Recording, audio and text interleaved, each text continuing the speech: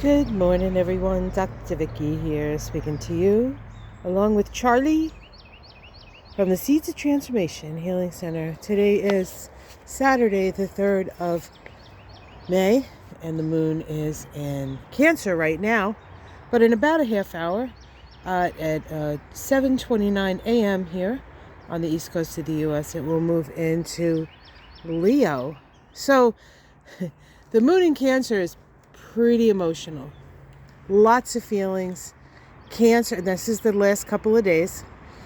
Cancer is the first sign of the zodiac. That is a water sign. And so it's the first time we really experience feelings.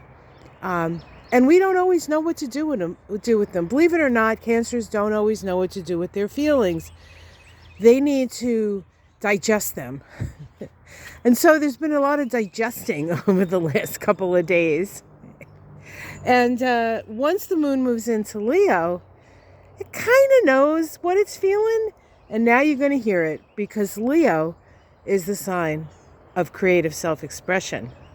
And there are a lot of people wanting to express in very creative ways. The moon today, let's see here. The moon, once moving into Leo, of course, makes an immediate trine, flowing aspect to Neptune. Remember, Neptune is now in Aries, first time in the first degree of Aries since 1861. And the moon also makes a lovely trine to Venus, which is, also in Aries. And an opposition to Pluto, which of course is in Aquarius. Mars has been opposing Pluto now for months. It's still an orb of the opposition, although the greatest intensity has sort of waned. The opposition is like, here you go, this is what you get, kind of energy. And we've been, working with these oppositions now for a couple of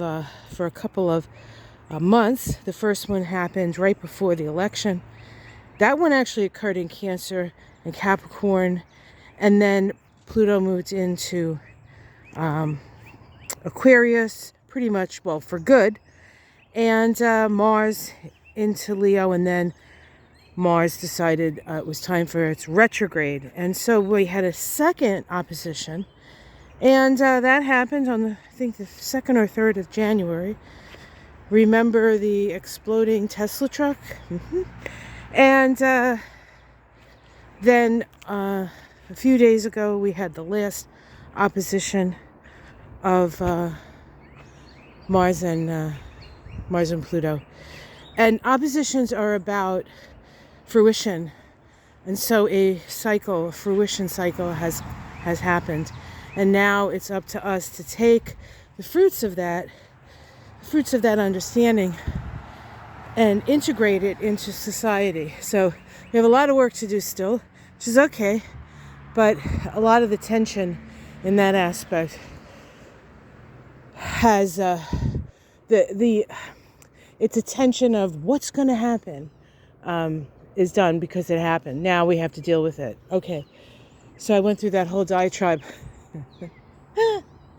about Mars and Pluto to get to the point that today the moon conjoins Pluto at 2:25 p.m. and then opposes Mars at 8:13 p.m. So there's something about that period of time, the beginning of November till the present, where something affects us in a very personal way. So we'll see what that's about.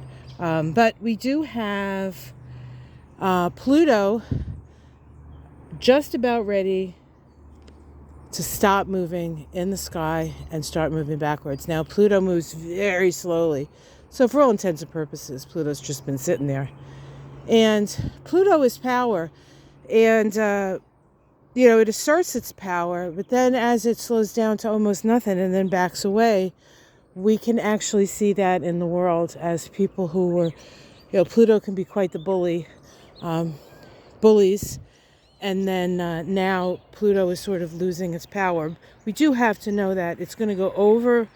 It's going to go over area of the chart. I believe it's 4 degrees of Aquarius to about 2 degrees of Aquarius. So if you have anything in your chart between 2 and 4 degrees of Aquarius, Pluto's going to go over that again. And then I believe it's October, it starts to move forward. So those who seemed incredibly powerful will suddenly seem like they are sort of dissipating into the ethers, backing away. But they are planning things, so we can't lose our focus on these Mamelukes. All right, and I was mostly thinking of Musk, but you know, who knows? There's so many of them, and some of them we know their names and some we don't. What do you think, Charlie? Nice day? The other day we saw a raccoon walk through the yard, a big chubby one. So we looked it up on Google, of course, right? You know, because they say when you see a raccoon during the day that you have to worry about rabies. But it said no, they're mostly nocturnal, but they can be there in the morning or during the day, especially if it's a nursing mother. So I don't know, I think we have a mama around. She was certainly kind of chubs, so maybe she is, but she's certainly welcome in this yard. So hopefully we get to see her again, and maybe even her babies. As long as she doesn't, you know, take up residence in my attic, I don't care. Plenty of trees for her to live in around here. All right, guys, have yourself a great day. Like and subscribe if you're not. I did put out a remix of my astrology of the first 17 days. It's the same start of the video where I talk about the numerology and a little bit about the Kabbalah and all that stuff. But, oh my God, the cat is peeing in Michael's garden. He is not going to be happy about that. We're just going to keep that as a secret, okay? All right. Well, there's nothing planted right there, so I'm not worried. But this cat thinks that the yard is like one giant litter box. Well, don't they all? All right. But this time the video has the charts, and it's time stamped, so you can go right to the charts if you want and not have to re-listen to the first part of it. I just wanted to make it a whole video just in case it's somebody's first time listening. All right, guys, have yourself a great day. I'll see you again tomorrow. Oh no, yes, I will. But tonight on Mystic Sisters on Ona's channel, we had given up simulcasting. It was too confusing for us. Old ladies, as it were. So come join us.